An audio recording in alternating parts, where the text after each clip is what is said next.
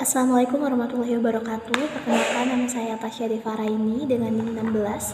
Di sini saya akan mereview salah satu buku retorika dakwah yang ditulis oleh Bapak Agus Hermawan dan juga Ibu Erlina Wijayanti. Dengan penerbit Yayasan Hajah Kartini Kudus, editor Richard Hisham As-Sidiki, Anas Diaul Haq Al-Qudsi, edisi cetakan kedua tahun 2023. Dalam buku retorika ini terdiri dari 12 bab, yang dimana bab pertama itu menjelaskan tentang pengertian, fungsi, tujuan, dan urgensi retorika dakwah. Seperti yang telah disebutkan di dalam buku ini, pengertian dakwah merupakan suatu hal yang sangat penting dalam penyebaran Islam di dunia. Sebagaimana dalam berdakwah itu sendiri dibutuhkan retorika-retorika yang dapat membuat dakwah seorang lebih efisien dan efektif, terutama dalam mensosialisasikan ajaran-ajaran agama Islam. Nah, pengertian retorika dakwah sendiri di dalam buku ini dijelaskan bahwa retorika berasal dari bahasa Yunani, yaitu retor, atau dalam bahasa Inggrisnya orator, yang berarti kemahiran dalam berbicara di hadapan umum. Di dalam bab 1 ini juga dijelaskan tentang fungsi dan juga tujuan retorika dakwah, yang jika disimpulkan itu retorika dakwah adalah sebagai ilmu dan juga seni serta keterampilan untuk menyampaikan ajaran Islam secara lisan, guna memberikan pemahaman yang benar kepada kaum muslimin agar mereka dapat dengan mudah menerima seruan dakwah Islam, sehingga pemahaman dan perilaku dapat berubah menjadi Islami. Dan adapun tujuannya itu di sini terdapat 3 poin untuk tujuan retorika dakwah sendiri. Yang pertama itu agar mampu mengurangi berbagai macam konsep dakwah. Yang kedua itu agar mampu merancang strategi dan materi dakwah sesuai situasi dan juga kondisi. Yang ketiga, agar mampu mempraktikkan berbicara di depan umum secara santun perkataannya, sopan perilakunya, baik isinya dan benar dalam penyampaiannya. Yang pada bab kedua ini, selanjutnya bab kedua itu dijelaskan ada beberapa ayat-ayat Al-Quran dan hadis tentang berdakwah. Contohnya saja pada Quran surat Al-Imran ayat 104, Quran surat Al-Imran ayat 110, dan juga Quran surat An-Nahl ayat 125. Nah, di ayat-ayat di atas itu dijelaskan bahwa seorang muslim yang ingin menyuruhkan agama ini kepada orang lain harus memperhatikan metode-metodenya. Agar apa? Agar yang disuruhkan kepadanya atau disahuti dan dapat diperhatikan oleh orang-orang yang diseru, dan juga dapat disesuaikan dengan apa yang ingin kita sampaikan dan juga kepada siapa kita ingin menyampaikannya. Seperti itu. Nah, kewajiban berdakwah juga ada dalam beberapa hadis sahih, seperti hadis riwayat sahih Muslim yang berbunyi, Rasulullah pernah bersabda, barang siapa yang melihat kemungkaran, maka cegahlah dengan tanganmu. Apabila belum bisa, maka cegahlah dengan mulutmu. Apabila belum bisa pula, cegahlah dengan hatimu. Dan mencegah kemungkaran dengan hati adalah pertanda selemah-lemahnya iman.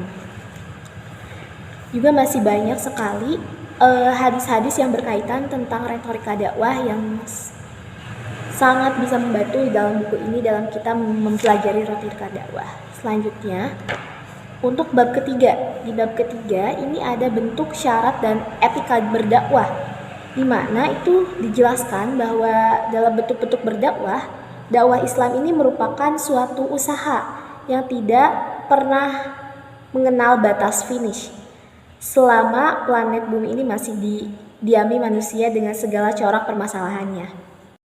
Oke, untuk selanjutnya di sini juga dijelaskan dalam bentuk-bentuk berdakwah. Itu yang pertama ada dakwah bilisan, di mana dakwah bilisan ini bisa diartikan penyampaian pesan dakwah melalui lisan berupa ceramah atau komunikasi secara langsung antara dai dan juga mad'u. Selanjutnya ada dakwah bil kalam.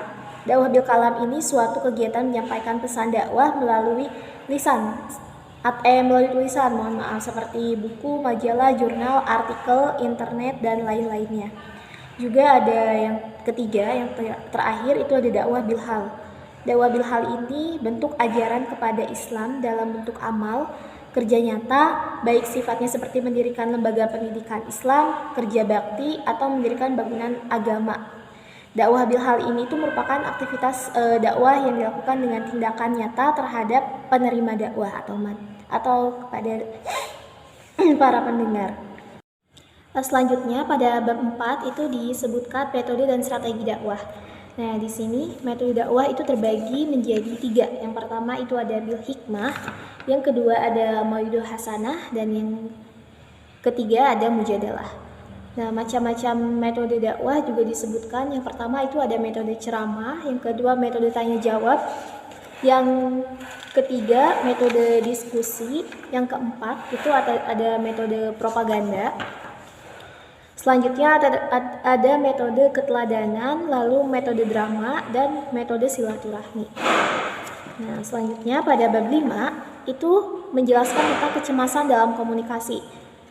Nah, di sini dijelaskan menurut muslimin, kecemasan komunikasi yaitu ketakutan, kekhawatiran yang berupa perasaan negatif yang dirasakan individu dalam melakukan komunikasi, baik dalam situasi komunikasi yang nyata ataupun komunikasi yang akan dilakukan individu dengan orang lain maupun orang banyak. Seperti itu. Selanjutnya pada bab 6 ini dijelaskan tentang aspek verbal dan non-verbal dalam komunikasi, di mana komunikasi secara verbal maupun non-verbal itu dilakukan dalam bentuk lisan maupun tulisan. Sementara komunikasi non-verbal pada umumnya menggunakan bahasa tubuh seperti gerakan tangan, raut wajah, gelek kepala, tanda tindakan, dan lain sebagainya. Kemudian pada bab 7 itu menjelaskan objek dan materi retorika dakwah.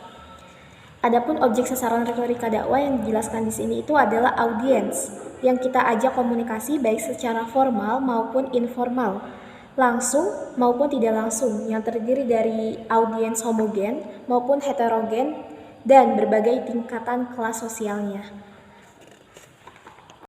Selanjutnya pada bab 8 itu tentang kompetensi pendakwah. Dijelaskan di sini kompetensi diartikan sebagai pengetahuan, keterampilan, dan kemampuan yang dikuasai oleh seorang yang telah menjadi bagian dari dirinya sehingga ia dapat melakukan perilaku kognitif, efektif, dan psikomotorik dengan sebaik-baiknya. Selanjutnya pada bab 9 itu dijelaskan tentang langkah-langkah persiapan untuk berdakwah. Banyak sekali langkah-langkah persiapan dakwah ini adalah hal-hal yang perlu dipersiapkan dalam aktivitas dakwah untuk mencapai tujuan dakwah.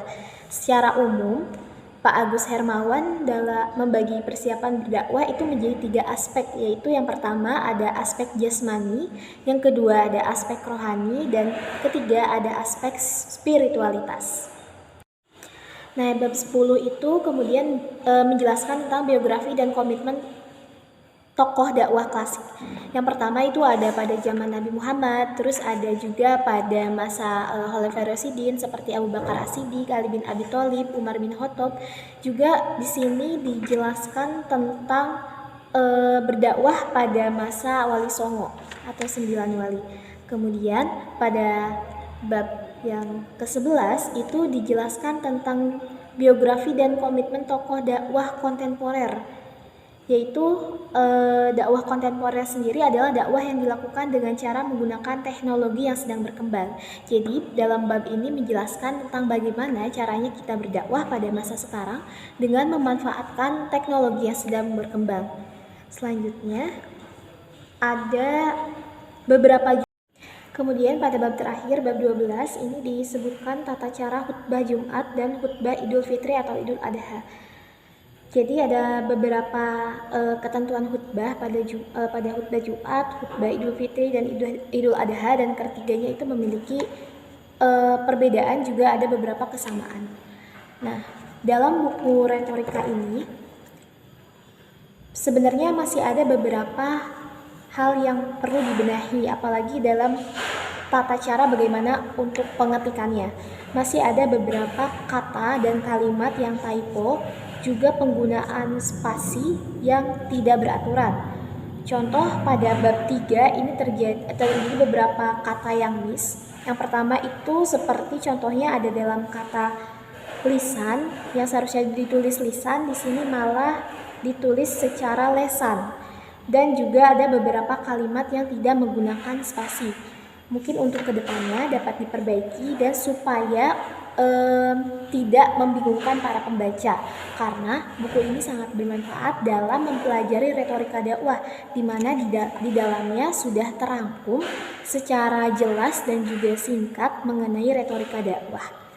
Mungkin sekian yang dapat saya sampaikan tentang review retorika dakwah yang ditulis oleh Bapak Agus Hermawan SPD IMA dan juga Ibu Erlina Wijayanti SPD. Mungkin cukup sekian yang dapat saya sampaikan, kurang lebihnya mohon maaf. Wassalamualaikum warahmatullahi wabarakatuh.